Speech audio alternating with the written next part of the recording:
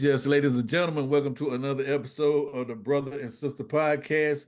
We got a very, very special guest in the house today, y'all. I would like to introduce my brother, Mr. Travae Willis. How you doing? Hey, how's it going, guys? Thank you for being here. Well, we are excited to have you, Travae, on our podcast, the Brother and Sister Podcast. You know, I have been following you for a while, talking with you for a while, communicating with you for a while, and watching you help others. And, you know, you've been in the transportation industry for quite some time. And I'm just thrilled for you to talk with our audience and, you know, tell us about the transportation industry, what got you involved in the transportation industry, and just how you scaled so greatly, in other words. Yeah, I started in the transportation industry 2015. Started out with one vehicle, and there was a gentleman that helped me, kind of like what I do to other people. He basically helped me, told me what kind of vehicle to buy. My first a contract that I had was an adult daycare facility, and one thing about me, I'm very transparent. Started a business, very, very, very not savvy, didn't have a lot of experience, and really didn't have a whole lot of money. So we got started in 2015 and started out with a regular minivan. And when I started with the regular minivan, we grew the business to, in the first 2 months, we had a wheelchair van as a second van, and then we had a wheelchair van as a third van, and we all basically did it off of the money we made for the business. So we didn't use any credit, didn't have any of that.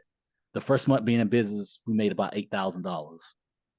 So when we were contracted with the facilities, there were other players in the game that had like the big nice fancy wheelchair vans, and here we are with just a regular minivan, and we really wanted to, we was inspired by them, and we really wanted to be in the wheelchair transport as well. So the gentleman that helped me, he said, all right, just take your time. You guys are the goldfish in the tank, but at the same time, after getting that first check, which I have never seen money like that before a day in my life, I'm excited. I'm like, whoa, like, oh my God, like, I'm gonna eat real lobster tonight. I'm gonna buy me some gators. It's going down tonight. It's going down because I have never seen that much money at one time, besides tax returns. And so I'm ready. But then something like my conscience hit me and said, you know what? Hold up. You got a business, you got the opportunity to have a successful business, reinvest back in your company. Right. So, that month of making $8,000, we are on Facebook Marketplace and Craigslist, and wow, we found a wheelchair van out in Georgia, and I'm like, whoa, this got to be a typo. It's $2,800. Like, whoa, what's really going on? Mm-hmm. So I messaged the guy, say, hey, is this right? He's like, yeah, it's $2,800. It's a 2003 van. It's retired state van. And I was like, well, what's wrong with it? Does it have an engine? Does it have a transmission? Right. And he was like, yeah, it does. Come check it out. So we drove all the way to Savannah, checked it out, and everything ran good. The title was good. I was still skeptical. I was like, okay, maybe the title was not in his name, but the title was in his name. Check it out. So I'm driving all the way back with it. I'm like, Lord, please, hope that this thing makes it back, and it made it back. And then I got it in service and made $14,000 off of that van. That's putting in service. I just want to say that is really amazing. And I wish I would have had your thought process, because we had to go purchase a wheelchair van because we had a tragic accident with my son in 2016, I think it was, and he became quadriplegic. And we ended up going to get a van, which was $50,000. So these vans are so expensive, but I'm just so excited about you being on our show, because we understand about transportation, because I was having to travel him to to take him to the doc, back and forth to his appointments. My brother was having to take him back and forth to his appointments. And we understand the heartache behind it, because when I was there with one lady, it was an older lady who had ended up getting a 16-year-old grandson that got shot in the neck, and he ended up paralyzed. And she said she had no way to get, because she said, well, how are you getting your son back and forth to his appointments? Because she's having the hardest time. And she said that every time she took her grandson to the doctor, she had to call the ambulance to come pick him up, because she had no way to get him back and forth. Wow. And yeah, and it was just heartbreaking. But I just wanted to share that because you did an amazing job with transforming your business and really doing the research to start out at low cost to get to where you're at now. Because I mean, you in with 6 figures now with your business, and how you scaled it with just little to no money and did this. So that, I mean, that's exciting. I just want to put that out there because I wish I would have had that mindset, but we just was in a crunch and we couldn't wait on the transportation because you'll be waiting 3 or 4 hours and getting there late. And so we just jumped on it and did what we did and got our van and got him to his appointments the way we just did what we knew how to do. But learning from you and understanding your method and process has just been profound to help others with transportation. Yeah, and the thing is, I've been in business a decade now, and even when newcomers come into business, even with me being established, as long as we have been established, I still go by that same humble spirit of staying low. And a lot of people, I mentor people all around the world, all the way Uganda, to Haiti, Trinidad, and people say all the time, like, I got my retirement fund. I'm gonna go on my retirement and I'm gonna get off like $50,000, $60,000 to start my medical transportation business. And I'm not discouraging anybody to do that. I mean, in all means, if you got it like that, do it. But my thing is, for a new company, I try to tell people to start small and work your way up. There's nothing wrong with starting out with a a vehicle with some years and a little bit of age on it. Because you're new to the business and you don't want to go out and buy a brand new vehicle, which are high dollar to start up this thing which is brand new. So this guy that I actually mentored, he was from Milwaukee. He said, I'm gonna go my retirement. I'm gonna go buy this $45,000 van. And I was just listening to him on the conference, and I said, well, why do you want to do that? He's like, because this is the price these vans cost. And I said, yeah, it is almost brand new. I said, but let me share something with you. You might want to check out the government, the auction sites like govdeals.com and also Facebook Marketplace. I said, because I am still buying vans up there at $4,000 or $5,000. And he was like, wow, like, are you serious? He said, I mean, are they roadworthy? I'm like, absolutely. I said, what happens is, when these state municipality governments have these vans, they don't keep them but so long, maybe like 5 or 6 years, and then that's considered aging out. They have to, auction them off or sell them. And I bought vans. Matter of fact, I bought one about 7 months ago, the 2018 Ford van, and I paid $3,200 for it. That's awesome. And it's still sitting outside right now. The only thing I had to do was put like, refrigerant for the AC system. But that's the kind of shopping I do, and that's how I teach, people in the industry to do, is to shop, very frugally. Yeah. And things to that nature. So that's the formality I use when it comes down to.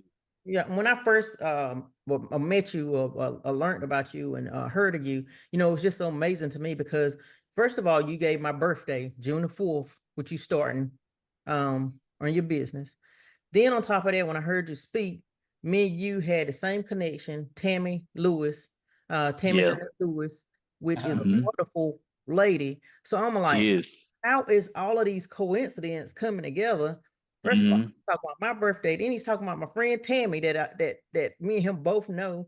And then you talked about your grandmother that gave you the heart for transportation. So it was just, let's talk about it. Well, the thing is, I have tried so many things in my life. I have tried, law enforcement. I've tried firefighting. And it's like all of that stuff was fun. But I was asking God, I said, what is my purpose? What is my purpose in life? And I kept trying all of that stuff, but it was like the shoe wasn't fitting. If you ever try to put your foot in a shoe and it's like it's not going in there quite, Right. and that's what it was about. I couldn't quite. Anytime I was trying this different stuff, I was not happy. I was, people was like, "Oh, that's cool that you're trying this. It's cool that you're trying that," but it was not clicking. Well, Yeah. I asked God. I said, "God, show me what I am good at, and show me what I would, what's my calling? What's my calling in life?" And it clicked dealing with the elderly because that's what I was raised. I got an old soul. I was raised by elderly grandparents, and I basically, when I got my license, I started carrying grandma around, carrying her to church and carrying her to the bank and doing all sorts of things. And I was close to my grandmother, and when she passed away in 2015, it was like it stayed with me. Right. It stayed with me. And then once I started, I have asked a certain individual, I asked people, I said, "Hey, how do I get into medical transportation?" And a lot of people want to share information. A lot of people's not going to share information with you. But it was just that one gentleman that helped connect that fact. I have the love for elderly, I miss my grandmother. And then the fact of helping me get my foot in the threshold of the door of the business. And it all came together. Right. And ever since then, you know, once I get out there and I work my business and I deal with the clients, it's like I have over like 30 or 40 grandmothers, Right. because there's a difference in when you having someone that is in the business for just a check Right. or to make money. There's a difference when you can see the person has a true passion and a love for what he does. Because believe it or not, you got people every day that's in the transportation. They come, they pick him up, they drop him off. But when you are to the point where you got somebody that's 60, 70 years old that's calling you on a day they're not going to the doctor, and it was like, "Hey, Uncle Willie cooked that fish the other day. He Right. thought about you," and all kinds of stuff. That lets you know the connection that you have, because the people that we have, the bond that we have created with people over the years, doesn't seem like they're clients. It seems like they're family. Right. They understand that the concept of, okay, I got to get a doctor, we got to pay them. But at the same time, when you create that atmosphere and you create that environment of that you care and you're concerned about Miss Johnson's surgery, how it went, and you're calling to check on them, even though they know they don't have an appointment, that shows that your true compassion, and the compassion comes back deep rooted from what your experience was years ago. Right. um this business is not something that I basically just said, "Hey, I want to get rich, or I want to make $1 million." Right. This business is my ministry. Right. And when this is your ministry, it shows, because every day, a lot of people feel like this, and I know I'm probably getting a little religious here, but a lot of people feel like Good. ministries in the pool. People feel like ministries in the pulpit. And I was Right. telling a guy the other day, all ministry is not in the pulpit. Right. Ministry can be what I'm doing, and it is what I'm doing, because you won't believe how many people that I have transported and did not even know they had stage 4 cancer, and they're going through a lot of pain, and I'm sitting there encouraging them and telling them it's going to be okay, and I'm checking on them and things like that. Some of these people don't have people that even care about Wow. them. And to have the guy, Mr. Trey, that took them to Duke Raleigh to call and check on them, or stop by and say, "Hey, I'm thinking about you." You're calling the daughter up, you're calling the son, saying, "Hey, I'm concerned. How is she doing? She didn't seem right on her trip today. Her breathing was a little shallow." These are things that really takes you a long way. Right. Right. That's right. And It's awesome. yeah, people love that. Yeah. And but my thing is, whenever you do something you love to do, like I love to do, you never work a day in your life. I agree with that. I agree with that 100%. And because just like I said, even when if I couldn't take my son, my brother would take my son, and it's just he. I think my brother just like you, because he has that same compassion. When he would take my son, he did everything he could for him to make sure he was Mhm. comfortable on the trip to there. When he was getting his therapy, whatever he had to do, they stopped and ate. Just that compassion and that level of love Yeah. and care is just a different dynamic when you got somebody that's driving you or transporting you that understands. And Right. that makes a world of difference. So we truly understand your heart for that and the nature that you have for transportation as a ministry, because we do the same thing. Everywhere we go is ministry. And so, I mean, it's ministry and it's counseling and it's guidance, it's uplifting, encouraging, it's all of those things that you're supposed to do in the body of Christ. And that's what we tend to do everywhere we go. And that's why we wanted to have you on this show as well, because I already knew the heart that you had because of all the times we've already spoken and when we text and when, you know, all the different times we've communicated. It just showed the love that you have and the compassion you have for transportation. And just like I said, you've been doing it for such a long time, and you love sharing to help others. And that's one of the things that we love to do, is share and help others. But continuously tell us.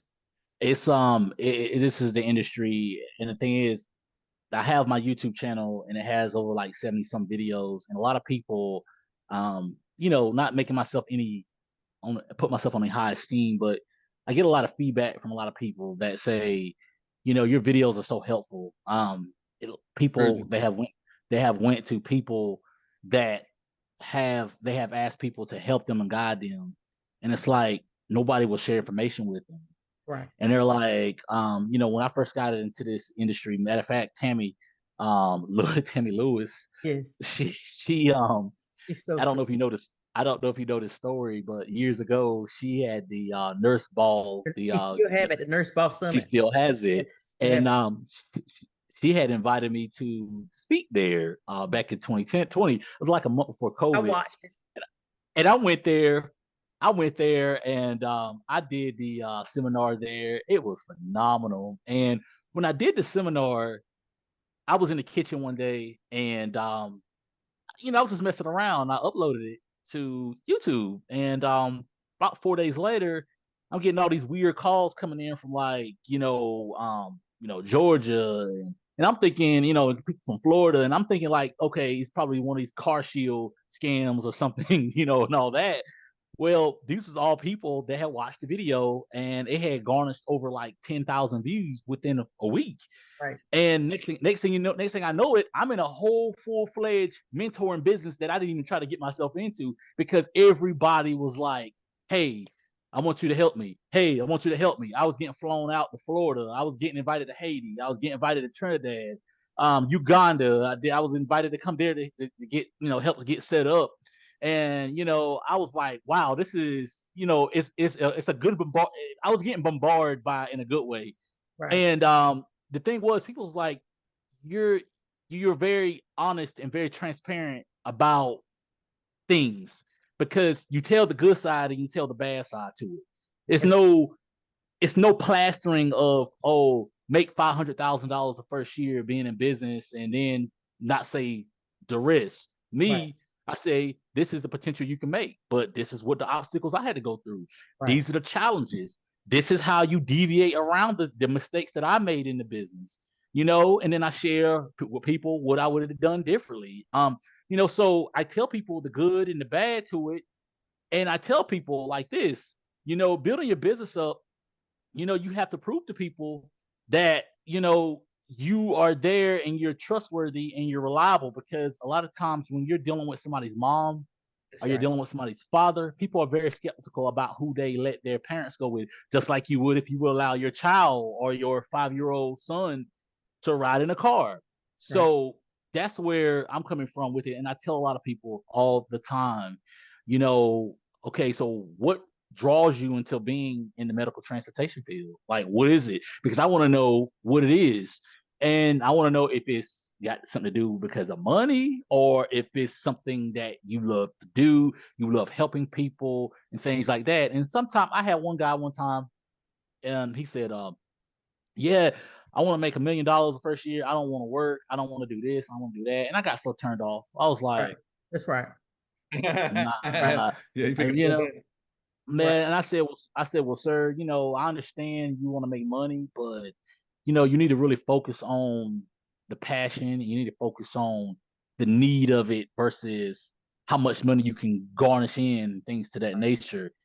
Because don't get me wrong, when like with me, you know, I put the customer's needs first. I think about, okay, sometimes we have done trips that I didn't even get paid for Right. because certain situations, you know, once I did that, and started like building my brand up and, showing the heart that I have for it. Then I looked back at it and I said, whoa, I made, I made $400,000 last year. I made $500,000 last year.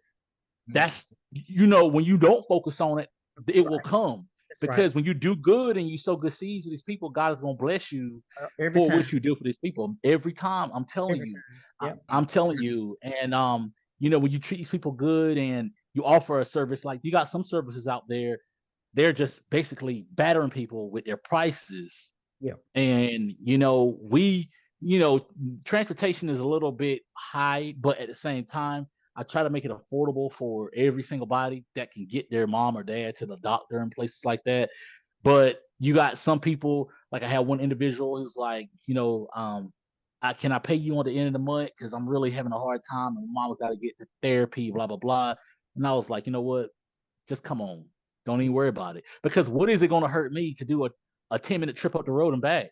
Good deed. That's right. What is it going to hurt you to get a good I'm deed?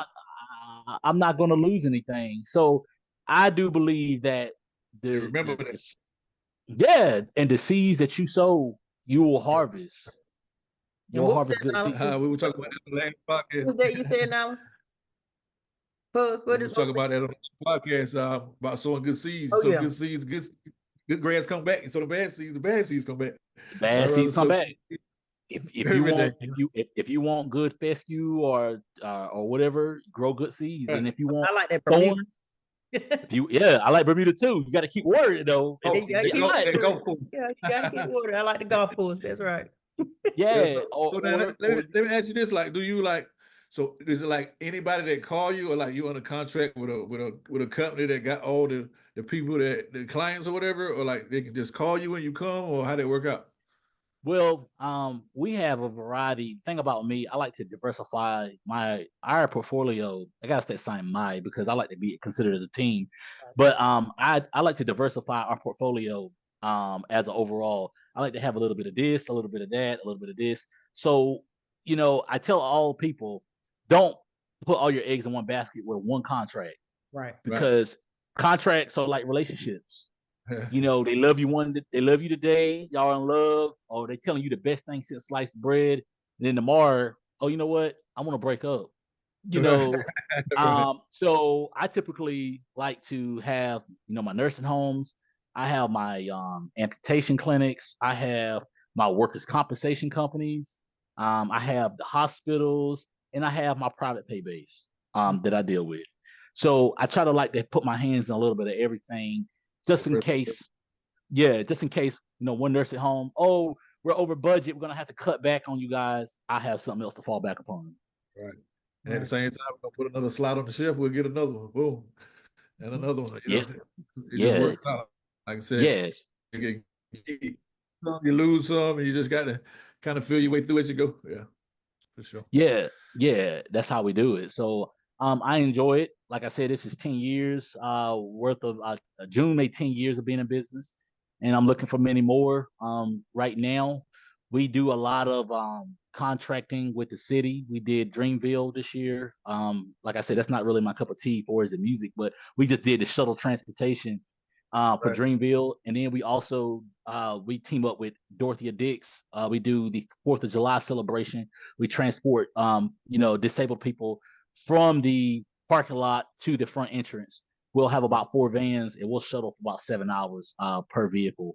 So I'm very thrilled to be able to be called upon. We're a small company, but my name is reputable, and people call upon me for good events. And if I can't do it, I build a team up of people that I'm connected with, and then I call them and say, hey, can you do this? Can you do that? So I like to build my little network up. Yeah. Yeah.